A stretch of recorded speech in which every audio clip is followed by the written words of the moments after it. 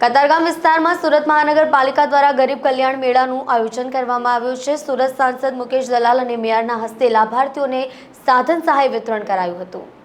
રાજ્ય સરકારની વિવિધ યોજનાકીય સહાય ગરીબ લાભાર્થીઓને એક જ સ્થળે હાથોહાથ આપવાના આશયથી દર વર્ષે રાજ્યભરમાં ગરીબ કલ્યાણ મેળો યોજાય છે, જેના ભાગરૂપે સુરત શહેર કક્ષાનો ગરીબ કલ્યાણ મેળો વસ્તા દેવડી કિરણ હોસ્પિટલની પાસે કતારગામ ખાતે એસએમસી કોમ્યુનિટી હોલ ખાતે યોજાયો હતો, જેમાં સાંસદ મુકેશભાઈ દલાલ અને મેયર દક્ષેશભાઈ માવાણીના હસ્તે લાભાર્થીઓને હાથોહાથ સાધન સહાયનું વિતરણ કરવામાં આવ્યું હતું।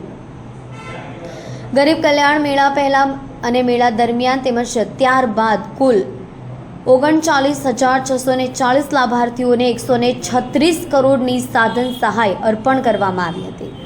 જુદા જુદા વિભાગો દ્વારા માનવ કલ્યાણ યોજના, માનવ ગરિમા, સ્વસહાય જૂથ સંબંધિત યોજનાઓ, આવાસ, વહાલી દીકરી, દિવ્યાંગ લગ્ન યોજના, કૃષિ અને પશુપાલનની યોજનાઓ, કુંવરબાઈનું મામેરા, સ્વસહાય જૂથોને સ્ટાર્ટઅપ ફંડ, ગંગા સ્વરૂપા અને વૃદ્ધ સહાય પેન્શન, સ્વામિત્વ, વિદેશ અભ્યાસ લોન, નિઃશુલ્ક બસ પાસ, ખેડૂતોને ઓઝાર સહાય, ખેત મજૂરોને સાધન સહાય સહિતની અનેકવિધ યોજનાના લાભ આપવામાં આવ્યા હતા।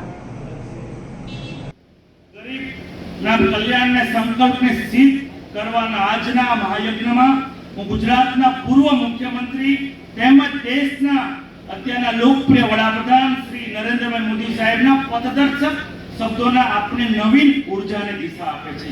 મોદી સાહેબ કહે છે, माना कि अंधेरा घना है, माना कि अंधेरा घना है, परंतु दीप जलाना कहाँ मना है।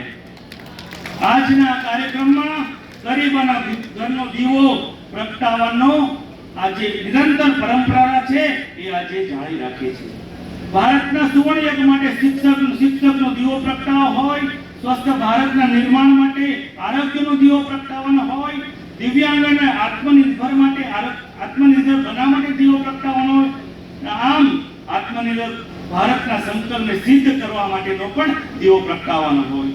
આવો આજે આપણે સૌ સાથે મળીને સુરતમાંથી ગરીબીને પરાસ્ત કરીએ। આપણા સુરતમાંથી ગરીબી, અશિક્ષા, બીમારી આ બધાને વિદાય કરીને વિકસિત ભારતના સંકલ્પને સિદ્ધ કરવા તરફ આગળ વધીએ।